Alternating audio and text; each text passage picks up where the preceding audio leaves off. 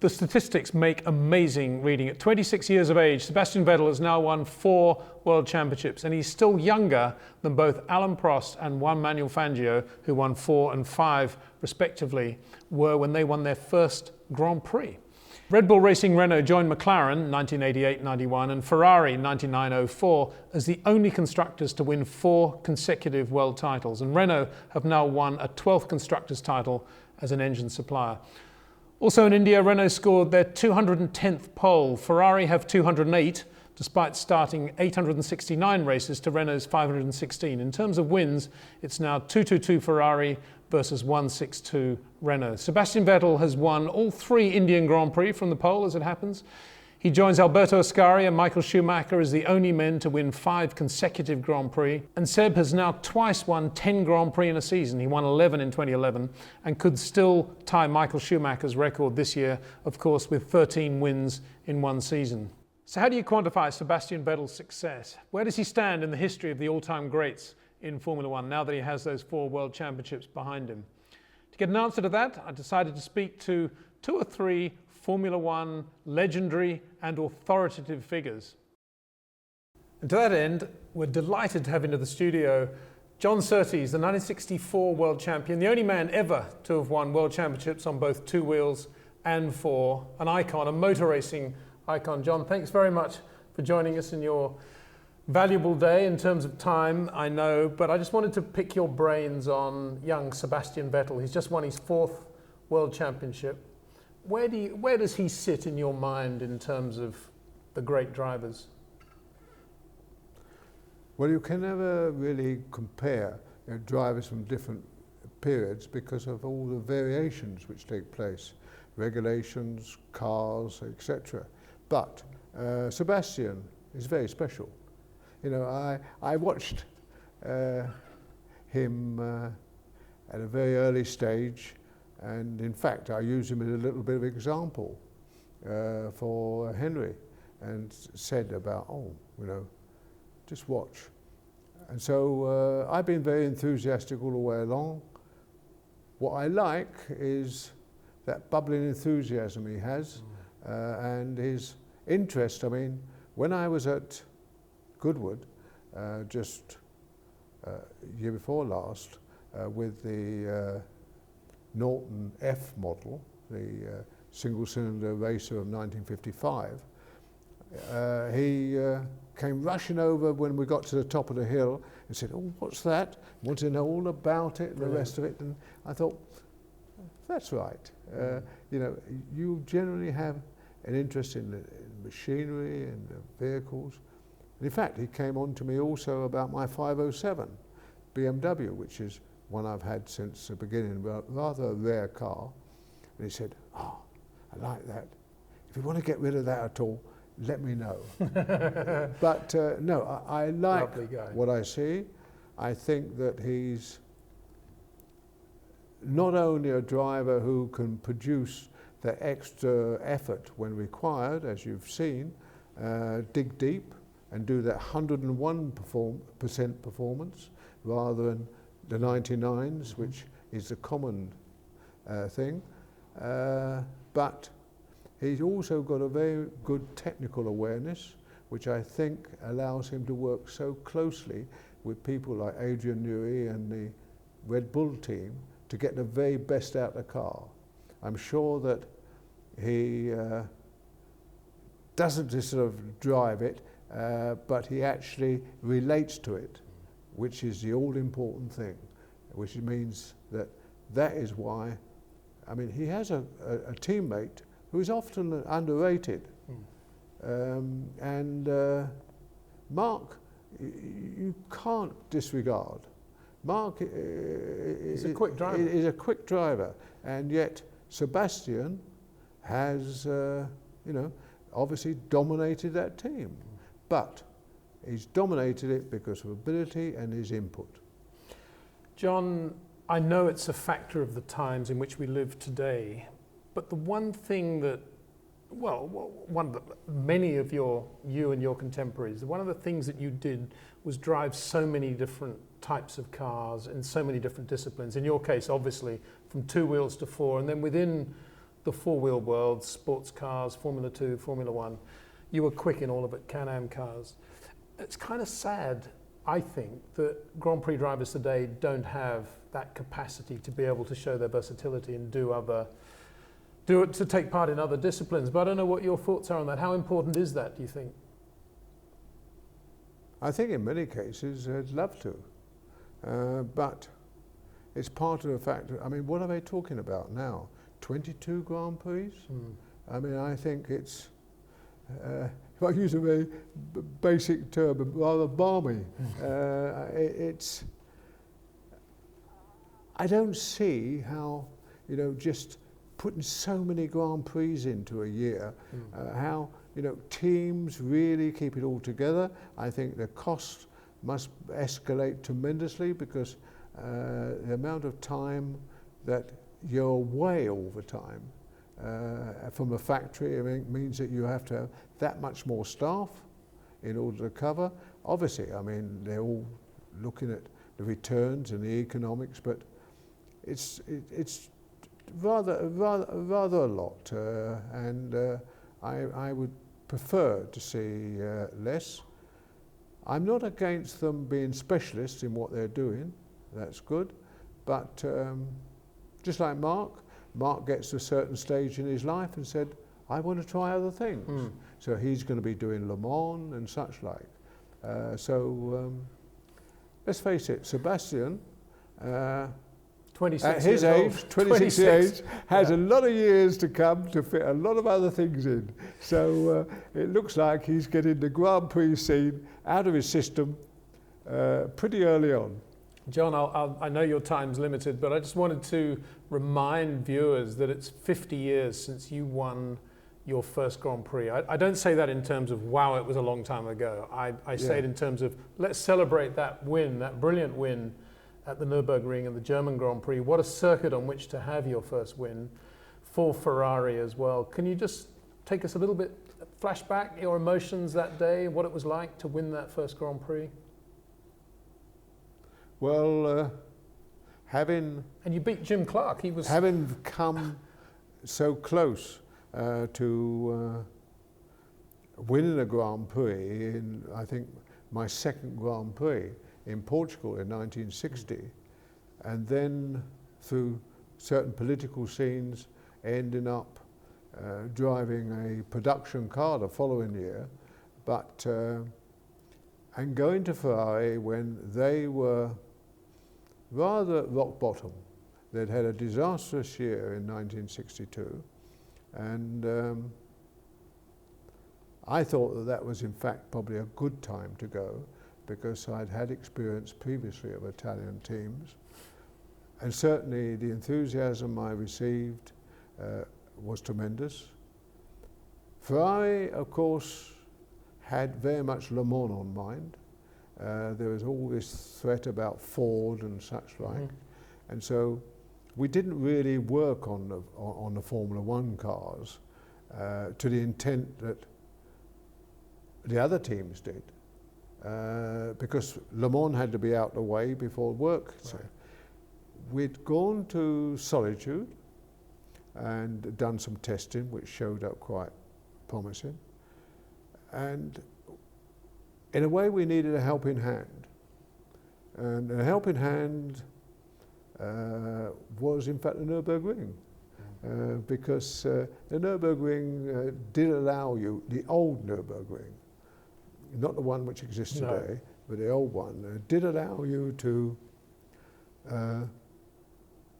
scratch a little bit of extra time here and there. Express yourself. Yes, to perhaps, you know, if you could go along and hit that 100% or 101 sort of Vettel performance around the Nürburgring, you know, clipping the hedges at the right time and everything else, you could put a good time together, and it came together because the V6 was, you know, a good engine, although a little limited because of its direct injection relative to its reliability on performance. Sometimes if a sun was out, the performance would go, or if it rained. It was very critical on the injection settings. Well, you had a bit of a misfire towards the end of the race. It used to vary so much. Luckily, it worked quite well on that day. It wasn't and both in practice, I was able to set a good time in practice. The car was very drivable, a little bit Cooperish. We ended up with our development making it a little bit not as efficient as a Lotus, consumed a little bit too much power and things with its cornering, but just the same, a very drivable car, and that's what you needed at a Nürburgring, and it all went right. The important thing, I must add this, was just to return to the box. We didn't have 50 mechanics there, of course, in those days, but you had your sort of main mechanic, and you had your sort of engine, you had your engine man, and you had your gearbox man. Well, Borsari was there for sure. And Capo Meccanico, Giulio Borsari. Yeah. And those smiles and that excitement they had. The brown overalls. Also, wonderful. when we got back to Maranello, that made it, so worthwhile. That was fantastic. John just mentioned Coopers. I know time is short, but I got to just tell the viewers this story. To me, it is one of the most amazing things you ever did, John. Was '66. Sadly, you left Ferrari. Sadly for all the fans, I'm sure from your point of view, it was a relief. The next race John did as a new Cooper driver was the French Grand Prix, and he out-qualified his teammate. First time out in the car. I think you did one very short test maybe, and his teammate was Jochen Rindt. I mean, we're talking Jochen Rindt, and you out-qualified him first time out in the car. Incredible form, and not an easy car to drive either. And also maintained it throughout all the races we did. Yeah, so Nürburgring, you were incredibly quick in that car. So, finally, John, sorry, Ferrari haven't changed that much. I'm sure you've seen that over the years. Kimi Raikkonen, Fernando Alonso next year. It's going to be fun for all the Italian press and the two drivers and the management. Yes, I have to admit that I rather favoured Hülkenberg. Really? Yes. I watched Hülkenberg from the very start. Well, not quite the start probably, but certainly when he started to come into some prominence when he drove in the A1 series. Yes. And he came to A1 Brands Grand Hatch, Prix. etc. And I thought, there's a lad with talent. And I watched him and I thought, he had a chance. And somehow, I don't know. I think that you cannot underestimate Alonso. Alonso has a world of experience now and a great ability. Also, Kimi, you've seen perform extremely well. I think they will do a good job, but I thought that perhaps Hülkenberg could have brought a bit more excitement. I think you're probably right there. Many Hülkenberg fans out there, many John Surtees fans out there too, John, and we'll never forget Henry either and all the great work you're doing with charity. Thanks for joining us. Great pleasure to have you on the show. Look forward to having you on again very soon. Thank you. Thank you. John Surtees, what a man, what an accomplishment. 2 wheels and 4 world champion. And the link during the interview, of course, is to the charity that John has set up in memory of his son, Henry, who sadly lost his life in a racing accident at Brands Hatch. So please support that. We spoke a lot about Italy, of course. John, a Ferrari driver, and drove for other Italian teams as well, as he said. So I felt it was appropriate also to speak to the doyen of Italian journalists, Pino Allievi. Pino has been writing about Formula One for Gazzetta dello Sport in Italy since 1978. His father actually worked for Ferrari as a financial advisor or expert back in the 1930s. He's the winner of a former winner of the Dino Ferrari Trophy for journalism, excellence in journalism. Pino today, still writing for Gazzetta dello Sport, is also a commentator for RAI Television. If there's anything going on at Ferrari, he knows about it. Equally, he knows a lot about Formula One racing. So I began our conversation by asking him how things were in Italy these days. The life in Italy is quite well. The football is on the front page because Ferrari doesn't allow newspapers to put themselves in the front page. Well, Very strange. well, that kind of answers one of my first questions, and it is. I just wanted to pick your brains, really, on first of all your thoughts on Sebastian Vettel, where he stands in your mind with all your history in the sport. How great a driver is Sebastian, and secondly, how do the Italians perceive Sebastian Vettel? I tell you, when we first published the news that Sebastian would have arrived in Ferrari a couple of years ago, everybody was very excited. Very excited, not only because the quality of Sebastian, also because Sebastian and Alonso were perceived like a great team, the best team ever that Ferrari could have had. Then I'm sure that Alonso has done something to stop a little bit the arrival of Vettel, and that it's normal that a big champion tries to stop the newcomer. Yes. And today Vettel has a lot of respect. He's German, and the Germans are good friends of the Italians, even if they are different. And I tell you, Vettel is more warm, more nice with the people, more softer than Schumacher was. Right.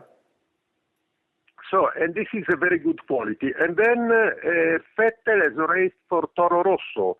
You will tell me that Toro Rosso is not an Italian team, but don't forget that even Benetton was perceived like a British team, even if it was Yes. Italian and Schumacher was racing with them. Nevertheless, the Italians remembers 5 world champions won by Schumacher with Ferrari, and they have forgotten the 2 that Schumacher has won with Benetton.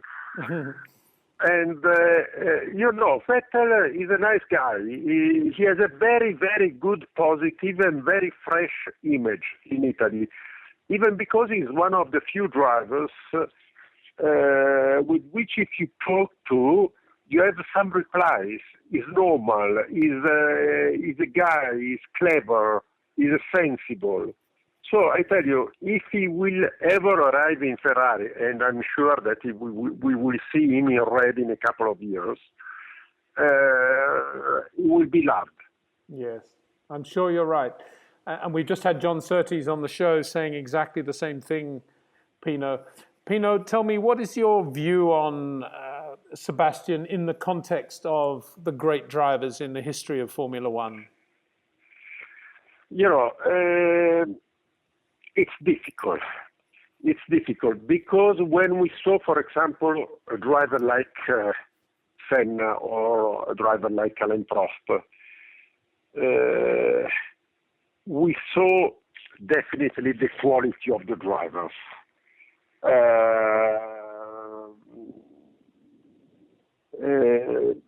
Loud had been very good because he has beaten Hunt, and even because he has beaten Prost. Prost was very good because he has beaten Senna. He had been beaten, but he was capable to beat Senna. He was capable to beat Piquet. He was capable to beat Mansell. So with some drivers like the drivers of the past, you were more close to the reality of the absolute drive, of the absolute quality of the driver. It was more easy to have a more complete idea of the stature of the driver. Yes. So I can tell you that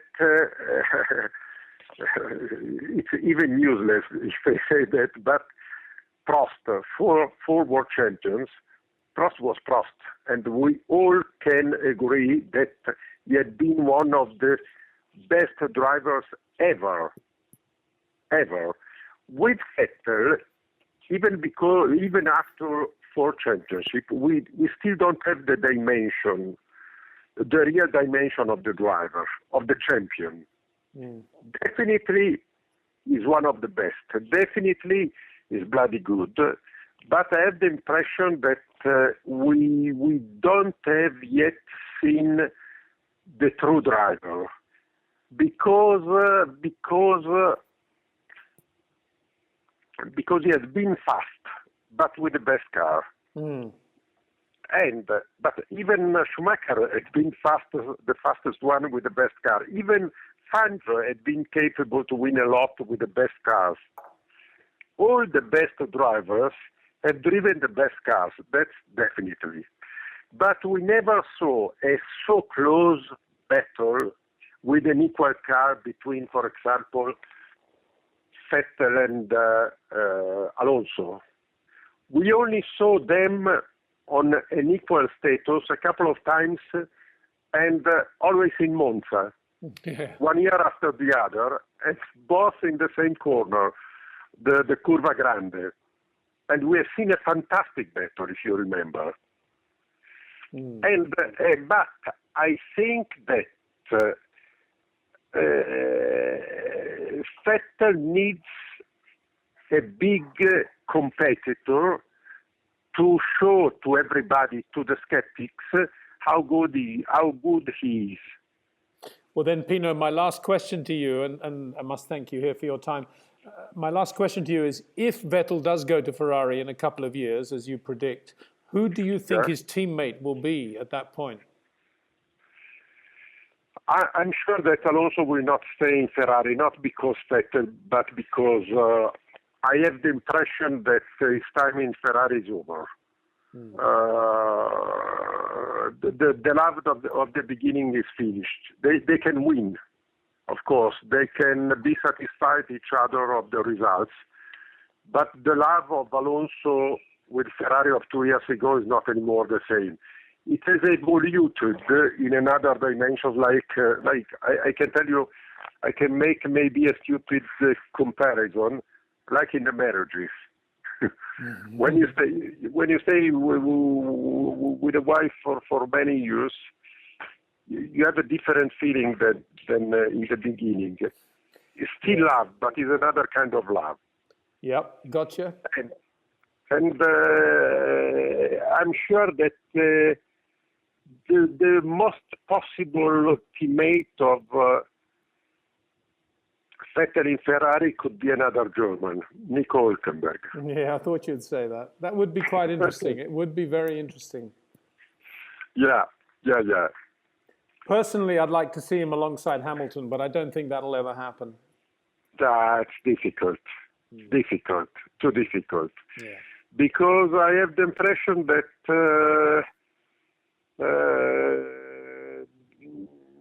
Hamilton, that I rate one of the best ever that I have seen on the tracks, Hamilton didn't have touched the chords of Montezemolo yet. Maybe. No, I think you're right. And probably he's destined to race for Mercedes for a while longer yet. Pino, as ever, wonderful to talk to you. I hope you're keeping well and healthy and safe, and look forward to seeing you very soon at another race. Okay, with a lot of pleasure, Peter. Thank you, See Pino. you soon. Grazie. Thank you to you. Ciao. Pino Allievi. Whenever I'm hanging out with Pino, I always think of Autosprint, Corriere della Serra, Cappuccino, Espresso, everything that's good about Italy and Italian motor racing. Had to talk to Sir Jackie Stewart, 3 times world champion, to see what he also thought about Seb's 4th world championship. We caught up with him on Lake Geneva, where he was... I'm walking my dogs. Excellent. Very pleased to hear you're doing something very worthwhile. Something that's constructive. Exactly. So, Jackie, just in the wake of Sebastian's 4th world title, I wonder if I could just get your thoughts on Sebastian Vettel, the driver, the man. Well, I think without doubt, Peter, he's the most mature 26-year-old I've ever seen in Formula One. He was the most mature 23-year-old as well, but to have gone on and won that many world championships, even if some people are saying that, of course, it's the car, and of course it is, an Adrian Newey designed car with a fantastic group of people at Red Bull who are creating reliability as well as speed, because that's a big, big challenge. So I think he's done very well. He drives with maturity. You know, he had a couple of glitches. I think the thing that's most upset people this year has been his refusal to follow team orders to stay behind Mark Webber, and I think that did show a little bit of immaturity.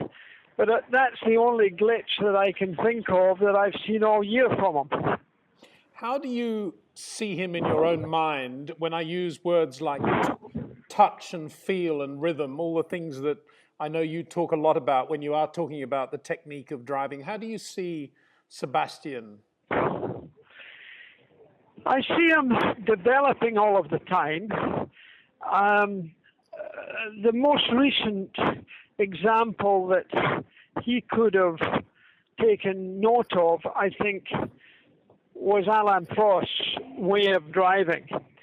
Being able to not overwork the car, not overwork the tires, not overwork himself. And Alain Prost, I think, is somebody who I always reckoned to be the best of his time, even ahead of Ayrton Senna, which a lot of people will, of course, disagree with. But, you know, what we're looking at today with the television coverage of the point of view cameras, even the tire temperature information that we have coming back to everyone who watches, no matter where they are, is a very clear way of seeing how people drive with their head and with everything in mind that makes up the total picture. And I think Sebastian is still learning because of his age. I think probably the best age for a Grand Prix driver is in his early 30s. I think that was true of me. The only possible exception to that would have been Fangio, because he started so late, but, at least in Europe. But I think that he will even get better. That's the bad news for his competitors, because I think with maturity, with age, with experience, you know, I was just thinking of my own experience, and although I only did 99 Grand Prix, it wasn't until I was in, I would think, the 80s of my Grand Prix that I really started to know exactly how to do it. I think, in fact, you'll be able to read this back and on the stats, but the first time I realized what I could do, in fact, was the end of 1968. Right. And then I was threading the needle in a whole different way, and I knew how to deal with it. I won the World Championship in '69, but I still had more to learn. But it was then that I really started to understand what I had to do to be different from everybody else. Jackie, you broke Jim Clark's record in terms of total number of Grand Prix won in the course of your career. How important are statistics to you, and indeed how important are they to the Formula One world in general now, given the changes in baseline that we've had so regularly? I remember it more that I beat Fangio's first, because he was my ultimate hero. And when I equaled his number of Grand Prix victories and then passed that, that was a very big deal for me.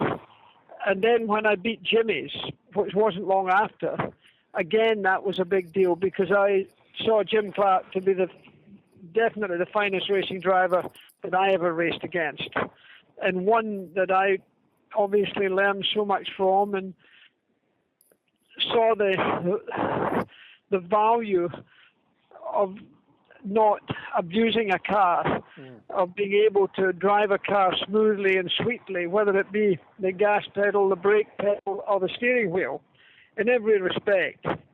And those two drivers, for me, when I got to be able to go and do more races or win more races than they had, in about the same number of Grand Prix that were taking place each year, Peter. Yeah. Because in those days there was only about 11 Grand Prix a year, and sometimes less.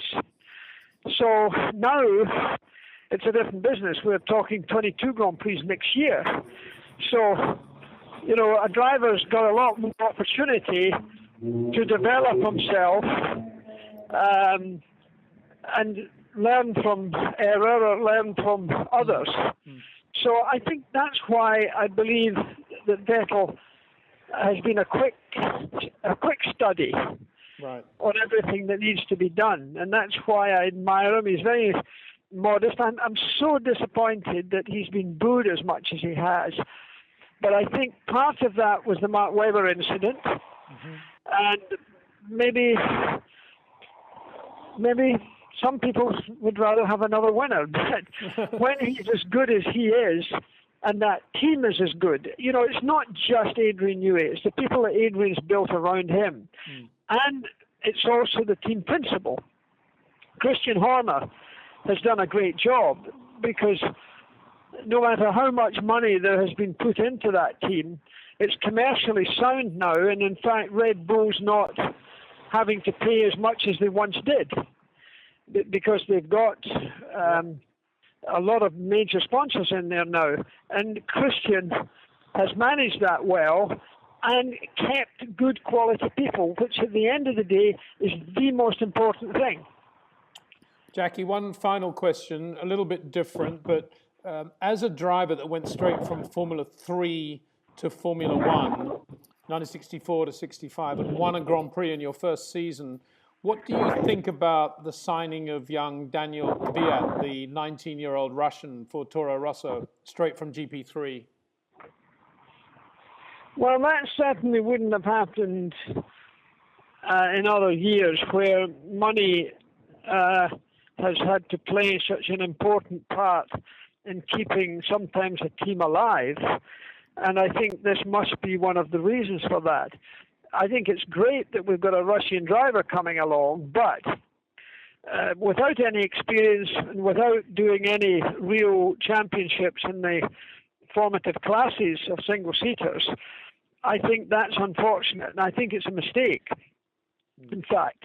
Although I love to see a new breed coming along, Petrov, I think, developed very well and drove jolly well from time to time. But we've seen a lot of Japanese drivers come in, and yet we've never seen one who's yet reached what I would call the proper big time.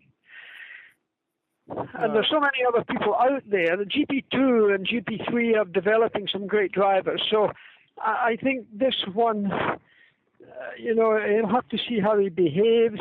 We've seen several drivers coming into Formula One who haven't behaved very well, have had continuous connections with other people or had other people off the road.